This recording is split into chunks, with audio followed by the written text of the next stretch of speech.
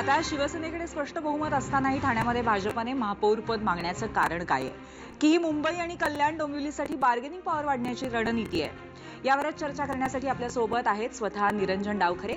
आपण त्यांच्याशी चर्चा करूया. निरंजनजी, आपलं स्वागत आहे झिरो अवरच्या गेस्ट सेंटरमध्ये. आणि या सगळ्या संदर्भात तुमची मुख्यमंत्र्यांची चर्चा झाली आहे का? नक्की काय स्ट्रॅटेजी आहे?